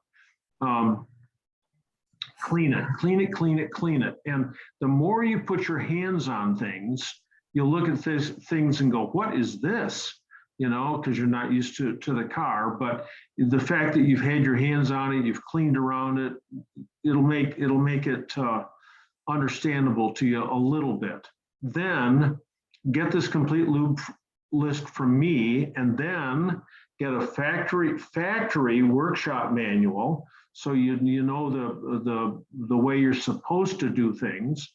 There's also a Haynes manual, Haynes, a Haynes manual that tells you how to do everything the workshop manual tells you to do, but it tells you how to do it with vice grips and a hammer and wrenches, rather than having to go to section Q and look up special tool 18G 2111. There are lots of special tools that make the job easier. But oh my gosh, remember, the entire car is American fine thread with exceptions. There's a touch of metric, there's some British standard pipe, there's some American coarse thread, but just basically the whole car is American fine thread. Has it got wire wheels or disc wheels? Disc. Really? Okay. All right. Well, that's easier than wire wheels. You have to get new tires. I mean, you're going to spend a couple of grand on this, you know, to get the thing up and going. And you can make a case right now for taking the pan off the bottom of the engine. Just take the sump, the pan off the bottom of the engine, and replace the 4 rod bearings and the center main bearing. You can't change the end main bearings. Too bad. Be nice to do those too, but to do that, you got to take the engine out of the car. So you change the rod bearings in the center main, and that is as much as you can do to get the engine okay. The clutch is going to be frozen. The clutch disc is going to be frozen either to the flywheel or to the pressure plate, or both. It just happens. So some people would say, well, just take the engine out. Well, you got to take the engine and transmission out together, separate them and replace that. But just rebuild the hydraulics, rebuild the clutch master cylinder and the clutch slave cylinder and the hose, and then go get it so it runs and go out and drive it. Start it in gear and go out and drive around the block. I have never failed in getting a frozen clutch free by driving it, ever. And I broke a lot of them loose. So anyway, just absolutely cool. How much rodent damage is there? Actually, inside the engine, it doesn't look bad at all. I did get the heater box out. They have been in there, so they kind of chewed the fan. The seats were kind of, especially the passengers, a shot. So I've already taken it out. I've basically taken everything out of the inside. Okay. And checked for rust underneath the seats. They're not bad. The frames of the seats were bad, but the floor is good. Great. It was stored. It was in cover. It was covered all the time. So that seems okay. The radiator still has fluid in it. So the engine still had the oil. So it doesn't look like it leaked a ton. So I don't think anything froze up over the 40 years sitting in that barn. I'm in Ohio too. I think somebody else was in Ohio. So I remember riding around in it when I was 7 and 8. So it's this sentimental thing I'm going to get fixed. I'm a teacher, never worked with a car before, but my hands are all cut up. So, I've been on it trying to mess around. So I'm learning. It's a lot of fun to take it all apart in a matter of a couple of days. You get the seats out, you get this out, you get that out. All of a sudden, you've got a big project on your hands. Better to go step by step. Do one thing at a time. Okay. And you can do you can do there's all kinds of approaches, but on this one, it's sort of probably a rolling restoration. You're not going to take the whole car apart. You're not going to take the front suspension all apart. That's going to stay there. You're going to grease it and make sure it's okay. But you got to get grease in the wheel bearings. That's why you want this complete lubrication list from me. That factory workshop manual is available as a Bentley, Bentley, a Bentley reprint. Bentley had the rights to reprint the factory workshop manuals. And actually the Bentley manuals, if you buy it new, it's $80 or something. It includes the driver's handbook, which is really handy if you don't have that. Tells you how everything works, how the heater works, and how to change gears, and how, just how to top up lubricants. And it's got all the owners and drivers information in it too. So where are you? North, south, east, or west in Ohio? I'm north. I'm in Kent, Ohio, so in between Akron and Cleveland. Okay. All right. There's a huge MG club in the Cleveland area. That's how I got here. I joined and they sent me this email, and I'm like, I'm going to come listen. I'm starting. My first advice. Absolutely join the club. Yeah. So several people have had barn finds like that, and we just make a project out of it. We're crazy. I mean, just like John, we give this stuff away. Yeah. Well, I know I grew up on actually Fiat. So he had Spiders, couple Spiders, and then the MGs. So I have a B2, a 79B. My mom's driving that currently. She got it when I got a newer convertible. I bought a new convertible when I was young that I still have. So my goal is to give all three of my kids one of them eventually. Very cool. Very, very cool. Just don't, if it looks good, don't get excited about painting it or something. There are used car prep shops where you can take a used car and they detail it. There's one in Grand Rapids called OC Detail. I love the name. You know, you get the thing back, it looks like a brand new car. You know, the 8 scratches that were on the car, they take a toothpick and some paint that's really close and fill it in. And after it dries, they buff it all out. It looks great. So. Yeah, I think it's called Black Tulip. So it's Oh the my purple. gosh. Oh my gosh. Yeah. So, and the paint's actually in pretty good, there's no real issue, except it looks like the bonnet must have came up at one point and it's slightly bent. So there's a dent on the bonnet. Sure. And there's about a 5-inch section where the paint just chipped off that front driver's fender. Okay. But it's pure steel and there's no rust. So other than that, the paint actually looks pretty good. Black Tulip was one of they went heavy duty into earth colors in the early 70s. And their colors like Bedouin and pale primrose is an old color. But they got really excited. There's a Caribbean blue, there's aqua. And then of course the year after Black Tulip in 74, they drew back the darkness a lot, and it was called aconite or purple. It's purple. It's really purple. That Black Tulip is a really pretty color. Oh my gosh. So anyway. Hey, John. Yes. Garth, hi. Okay. I've breathed new life into these cars that have been sitting for 10, 20, and 30 years. I've got my own routine that I'd like to share with you. John's already covered a lot of it, but not all of it. Any old car, the weakest link on your car is anything made out of rubber. Most of the rubber that was natural rubber back in the day when they made all the brake hoses and fuel system, or cooling system, fuel hoses, all those hoses. If you check them out, they're going to be hard and brittle, maybe cracked. So to make the car safe and reliable to drive, you may be looking at the flex lines for the front calipers, the one flex line for the rear brakes, rear brakes, the cooling system. It needs to be tended to. Even though you have antifreeze in the radiator right now, that's great. The freeze plugs didn't pop out. The hoses aren't leaking. But if you remove your thermostat housing and pull out your thermostat, I think you'll be surprised as to like what it looks like in there. Barely green, mostly brown and yucky fooey looking. You want to flush that block and flush the radiator with until cold clear water comes out. Then drain everything, then top it up with 50% green antifreeze and throw a new thermostat in there with a fresh gasket. Here's your cooling system. The fuel system is going to need to get tended to as well. Don't know how much fuel is in the tank, if there's any at all, but anything that's in there is expired. It needs to be evacuated.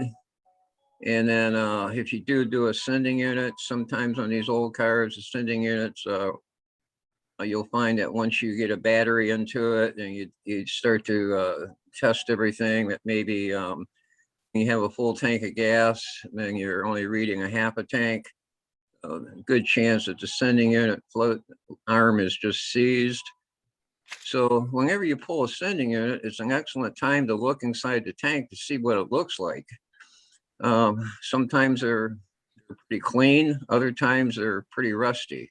Steve, do you have a list of this stuff that you could make available?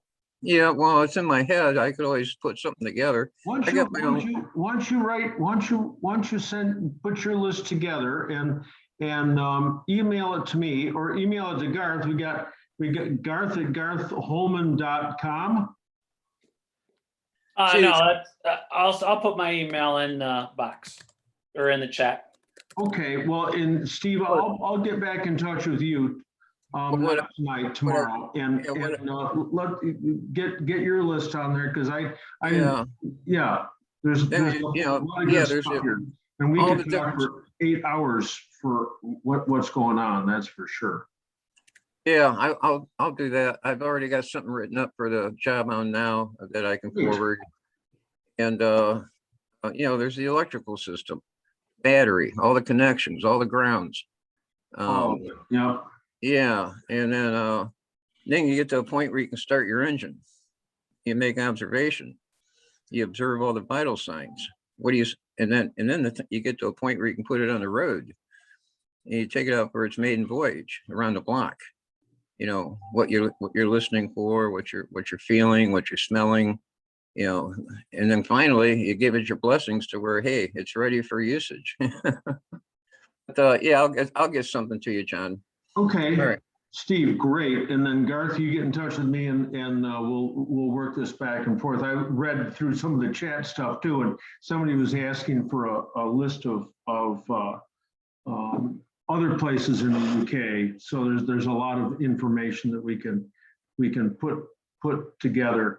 We got the next one here, Doug Miller. Doug, are you still on? We're down to 93 people. So, but that's because it's 9 o'clock. How can 2 hours go so fast when you're having such a good time, Yeah, I'm here, John. Okay, Doug, so you got a rattle, in from your gear lever, or it sounded like inside the tunnel. You held onto the gear shift knob, it stopped and it hasn't come back. So an 80B has got a gear lever which comes loose. I mean, the knob comes loose. Wasn't the knob. I've checked all the obvious, but then it only did it a few times and went away. Hasn't done it since, a couple months. They hardly ever heal themselves, hardly ever, but I don't know, maybe,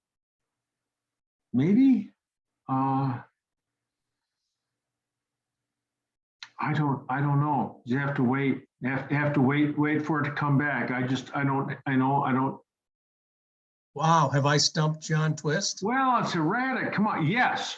Bottom line, yes. I could go through a whole list of stuff that it might be, but if it hasn't come back, geez. Yeah, that was what's frustrating to me. Hey, John. Yeah.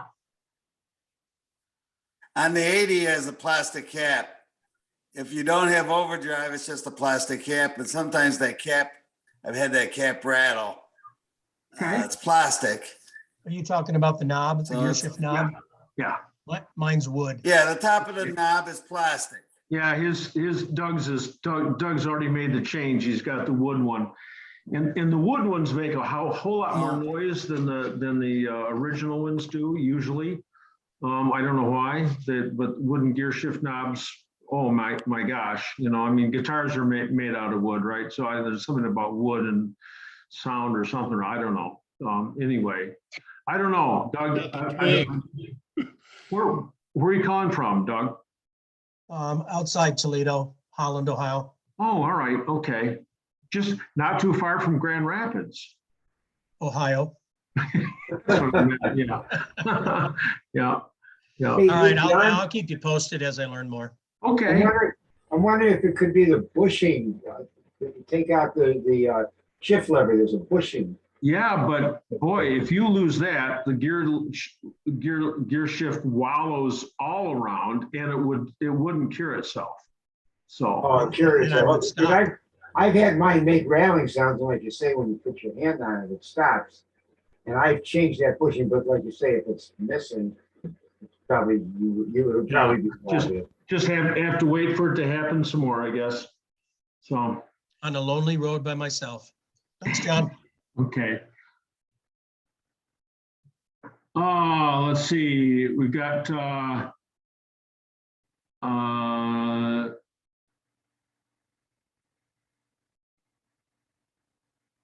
a note about changing handbrake cables, and we've got one here about somebody who lives right there in Eureka, California. Ben Andrews, who weighs in and says, yeah, there's a lot of trouble with those AUC 2141 orange gaskets. That's a fact. Kevin says he's had great service from the Rimmer Brothers. And Peter Martin in Kent is the go-to supplier for magnets, Z-type, or if you're really British, Z-type magnets. Peter Martin in Kent, England. It used to be in NTG. So, and then we got mgspecs.co.uk. Yeah, there's a lot of places there that are still doing very well.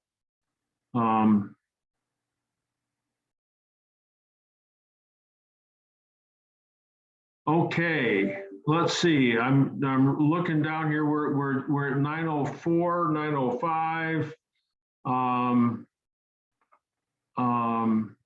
I'm looking for a front driver's side fender for a 69B Roadster. Now, remember that the position of the parking light moves around 69. Anyway, so this guy, who is a Steve O'Malley, is looking for a front right driver's side, well, a front driver's side that's a left fender, a driver's side fender for a 69B Roadster.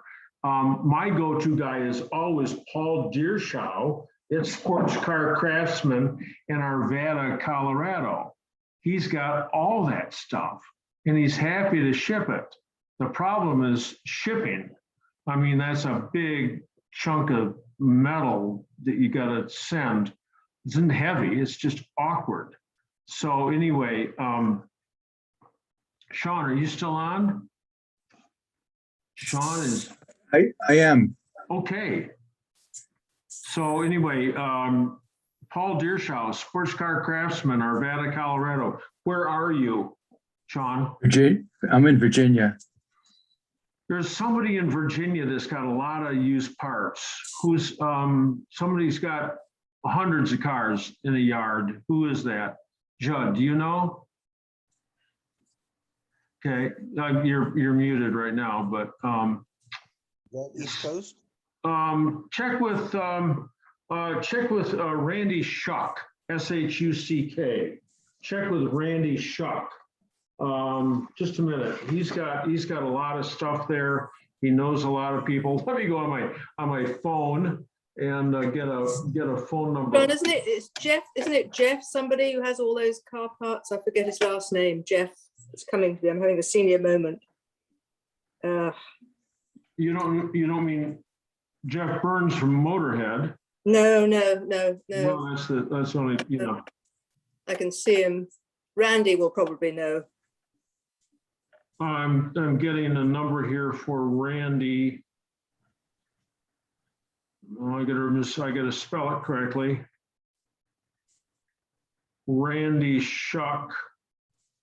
Okay, try this number.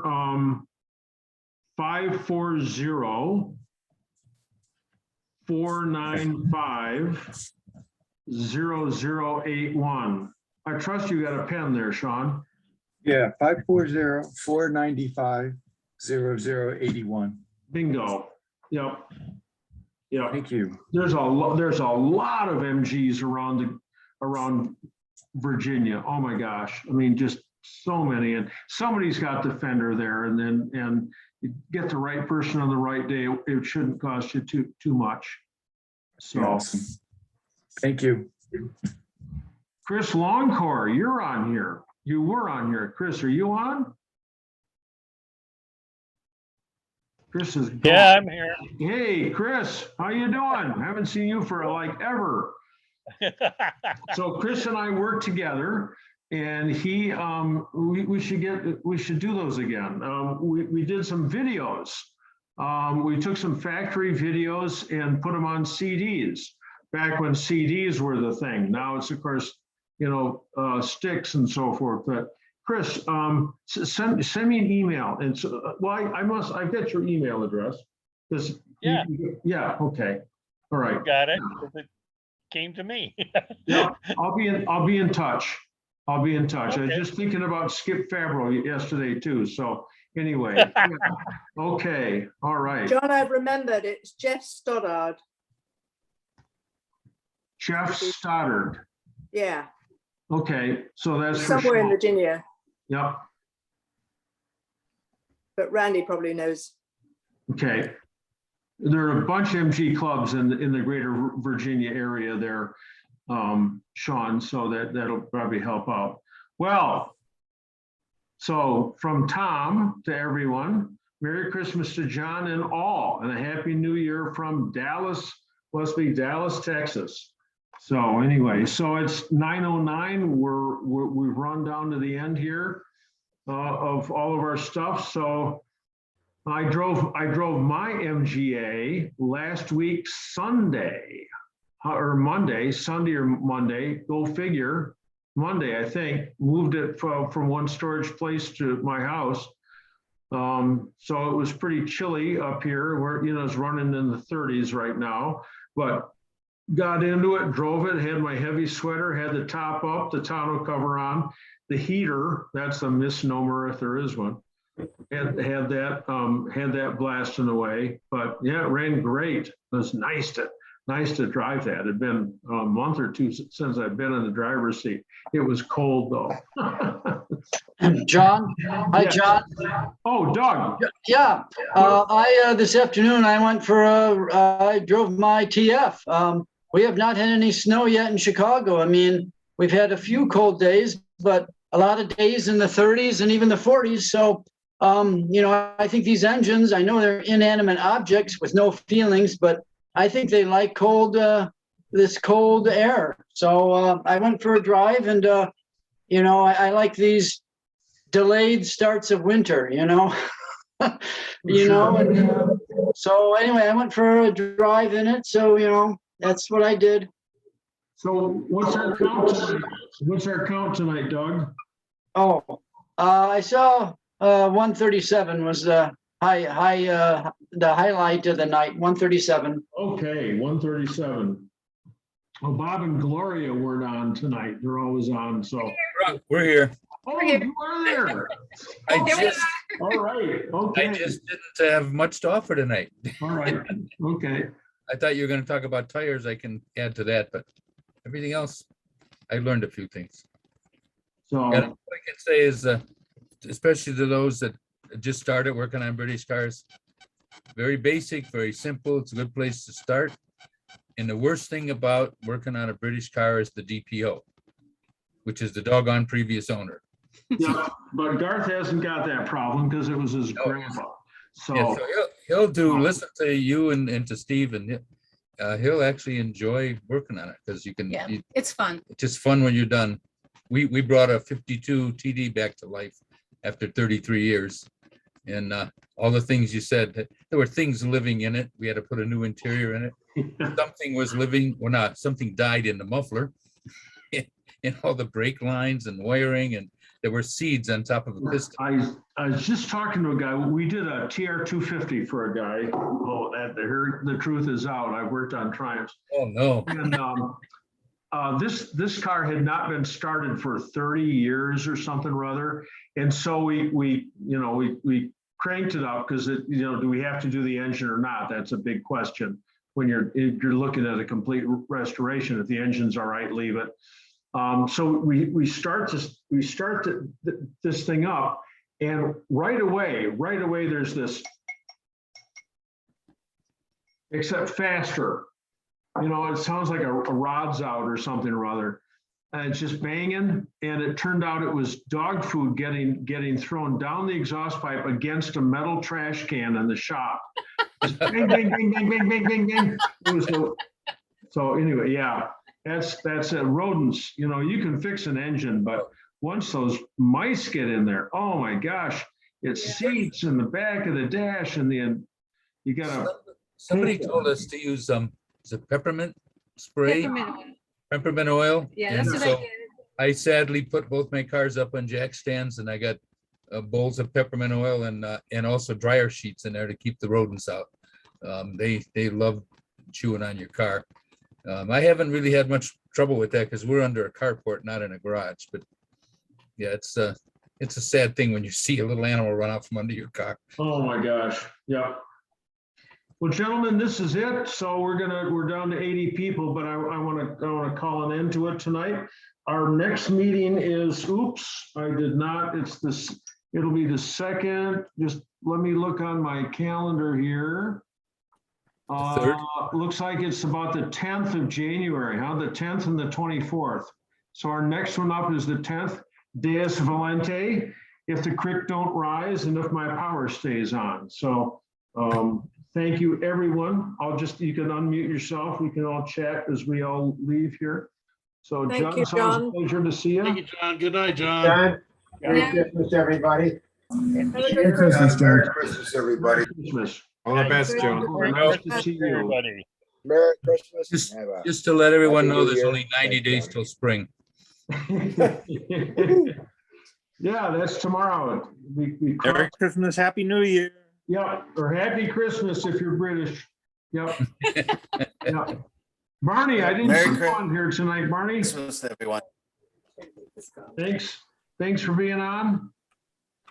Thank you, John.